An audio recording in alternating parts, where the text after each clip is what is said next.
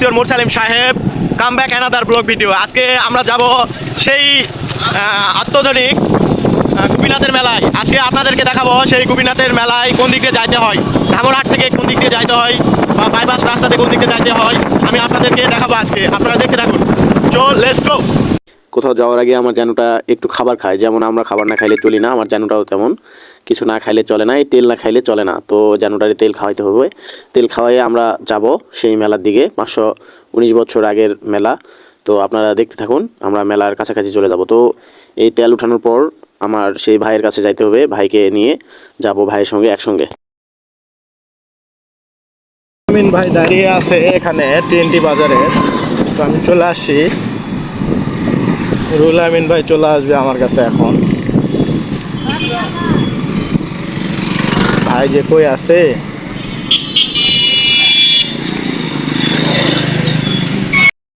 আমার রুহুল আমিন ভাই চলে আসছে। রুহুল আমিন ভাইকে আমি গাড়ি চালাইতে দিব, আমার গাড়ি চালাইতে ভালো লাগে না যদিও বা। এই তো আমার ভাই চলে আসছে। তো ভাই ভালো আছেন? চলেন আজকে আমরা যে উদ্দেশ্যে বেরোইছি, আজকে সেই উদ্দেশ্যে আমি পূরণ করি। হ্যাঁ ঠিক আছে ভাই, চলান গাড়ি চলান ভাই। মূলত মেলাটা কোথায় লাগে আজকে আপনাদেরকে সেই ঠিকানাটা দিব। জয়পুরহাটের আক্কেরপুর উপজেলার গোপীনাথপুর ইউনিয়নের অনুষ্ঠিত 519 বছরের পুরনো ঐতিহ্যবাহী গোপীনাথপুর মেলা দোল পূর্ণিমার মেলা বাংলাদেশের অন্যতম প্রাচীন ও ঐতিহ্যবাহী মেলা। প্রতি বছর দোল পূর্ণিমা উপলক্ষে আয়োজিত এই মেলার প্রধান আকর্ষণ হলো ঘোড় ক্রয় বিক্রয় এবং ঘোড়দৌড় প্রতিযোগিতার। মাসব্যাপী চলা এই মেলা ঘোড়া, মহিষ ও গরু বেচাকেনা হয়। এটি প্রায় 519 বছরের পুরনো মেলা, যা শত শত বছর ধরে দোল পূর্ণিমার সময় স্থায়ী গোপীনাথপুর মন্দিরে আয়োজিত হয়েছে। তো এই কাকা নিয়ে আসছে বটি, এই কাকার বটির সুনামধন্য একটু শুনি এই কাকার মুখ থেকেই। চলেন। আমার নাম নরোত্তম কুমার কর্মকার। আমার নাম হেতেবুল্লু কর্মকার।